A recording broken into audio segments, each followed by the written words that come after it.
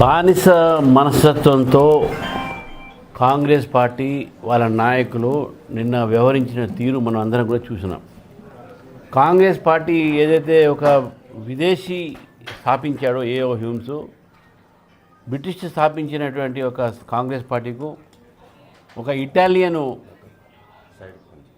దాని ఒక అధినేతగా ఉంటూ ఈరోజు ఆ కుటుంబానికి కాంగ్రెస్ నాయకులు మొత్తం కూడా బానిసంగా ఒక బానిసత్వంతో పనిచేస్తున్నటువంటి నాయకులు మనం చూస్తున్నాం. ఇటు రేవంత్ రెడ్డి గారు అయితే ఏంది, వీళ్ళందరూ అయితే ఎవరైతే ఏంది, ఆ బానిసత మనస్తత్వంతో, ఫ్యూడల్ మనస్తత్వంతో కాంగ్రెస్ పార్టీలో ఎవరు కూడా ఇంకా మహిళలు రాకూడదు, కాంగ్రెస్ పార్టీ నాయకులు రాకూడదు, మా కుటుంబం నుంచే కావాలనేసి సోనియా గాంధీ, అదేవిధంగా ఇందిరాగాంధీ, ప్రియాంక గాంధీ వీళ్ళే రాజకీయ నాయకులు ఉండాలి, వేరే వాళ్ళు ఉండకూడదు అనేటటువంటి మనస్తత్వంతో జవహర్లాల్ నెహ్రూ, ఇందిరాగాంధీ, సోనియా గాంధీ, ప్రియాంక గాంధీ, రాహుల్ గాంధీ వీళ్ళ కుటుంబం తప్ప ఎవరు ఉండకూడదు, వేరే వాళ్ళు సామాన్య మహిళలు కూడా రాజకీయాలు రావద్దు అనేటటువంటి ఆలోచనతో ఈరోజు కాంగ్రెస్ పార్టీ వ్యవహరిస్తున్న తీరుని నిన్న మనం పార్లమెంట్లో చూసినాం. 33% మహిళలకు రిజర్వేషన్లు 2023లో సపోర్ట్ చేసి ఆ బిల్లు పాస్ అయిన తర్వాత ఈరోజు దానికి వ్యతిరేకంగా ఓట్ వేశారంటే ఈ కాంగ్రెస్ పార్టీ ఇండియా అలయన్స్ కూడా మహిళలకు వ్యతిరేకంగా ఉన్నారు. ఒకటి వాళ్ళ సంబంధించినటువంటి కుటుంబ సభ్యులు ఉండరు కాబట్టి, ఒకటి సామాన్యులకు అవకాశం వస్తుంది కాబట్టి, మూడోది ముస్లింలకు రిజర్వేషన్ ఇవ్వాలి అని అడిగినటువంటి ఇండియా అలయన్స్ ఇవ్వము అనేటువంటి ప్రభుత్వం స్పష్టంగా చేస్తే దానికి కూడా వీళ్ళు డిఫీట్ చేయడం జరిగింది. అంటే వీళ్ళు కేవలము మైనారిటీ ఓట్ల కోసము, వాళ్ళ కుటుంబము ఒక ప్రాతినిధ్యం కోసము మాత్రమే రాజకీయాల్లో మహిళల కోసం వాళ్ళు మాట్లాడుతూ ఉన్నారు. కానీ అసలైనటువంటి ఒక కామన్ ఉమెన్ ఈరోజు మహిళ పార్లమెంట్లో చట్టసభలో రాకూడదు అనేటువంటి ఆలోచన కాంగ్రెస్ పార్టీ ఇండియా అలయన్స్కి ఉంది.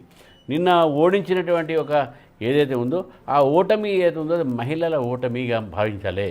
ఈరోజు ఈ దేశంలో మహిళలు ఎంతో సంతోషపడి ఈరోజు మాకు రిజర్వేషన్స్ రాబోతా ఉన్నాయంటే దాన్ని ఇప్పుడు కాదు 32 సంవత్సరాల నుంచి కూడా కాంగ్రెస్ పార్టీ ఏదో రకంగా బిల్లుని పార్లమెంట్లో ఆపుతూ ఉన్నారు. నేను మొన్న చెప్పాను ప్రెస్ కాన్ఫరెన్స్లో, ఈ యొక్క దక్షిణాది ఉత్తరాది భోగి ఏదుందో ఈ అంశాలన్నీ కూడా పనికిరాని అంశాలు, కేవలం రెచ్చగొట్టడానికి తీసుకొచ్చిన అంశాలు. ఇది ఇంకో విషయం తీసుకొచ్చేది హైబ్రిడ్ వెరైటీ. ఈ హైబ్రిడ్ ఈ దక్షిణ ఉత్తరాది కేవలం ఉమెన్ రిజర్వేషన్, మహిళా రిజర్వేషన్ వ్యతిరేకించటానికే తీసుకువచ్చినటువంటి ఒక అంశాలు. కాబట్టి కాంగ్రెస్ పార్టీ ఈరోజు మొత్తం మహిళలకు అన్యాయం చేసింది. నేను రాష్ట్ర మహిళలకు నేను కోరుతా ఉన్నాను, ఈరోజు కాంగ్రెస్ పార్టీని ఎప్పుడు క్షమించరాదు. వారు చేసినటువంటి పని మనకు మహిళలకు, సామాన్య మహిళలకు చట్టసభలు రాకుండా అడ్డుకున్నటువంటి పార్టీ కాంగ్రెస్ పార్టీ. మీ మెజార్టీ లేదు ఎట్లా పెడతారని అంటే, మాకు మెజార్టీ లేకుండా కూడా ఆ రోజు మీరు మన 2023లో సపోర్ట్ చేశారు కదా. మీరు ఎప్పుడు కూడా స్టేట్మెంట్ మీ మహిళా రిజర్వేషన్ వ్యతిరేకం కాదు అంటున్నారు కదా. మహిళా రిజర్వేషన్ వ్యతిరేకం కాదు అంటేనే మీరు ఎందుకు ఓటు ఇట్లా వేశారు మళ్ళీ? అంటే మహిళలకు రిజర్వేషన్ ఇవ్వాలని లేదు, మీకు లేదు, మీ ఇండియన్ అలయన్స్ పార్ట్నర్ లేదు.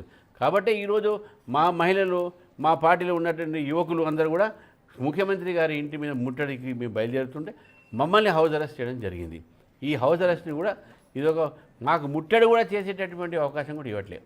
అటు మహిళా రిజర్వేషన్ అడ్డుకుంటున్నారు, ఇక్కడ మా కార్యక్రమాన్ని అడ్డుకుంటున్నారు. దీన్ని భారతీయ జనతా పార్టీ తీవ్రంగా ఈ యొక్క విషయం మీద నల్ల రోజుగా నేను భావించాము. ఈరోజు మొత్తం ఎమర్జెన్సీ కన్నా చీకటి రోజులు తీసుకొస్తుంది కాంగ్రెస్ పార్టీ తెలంగాణలో.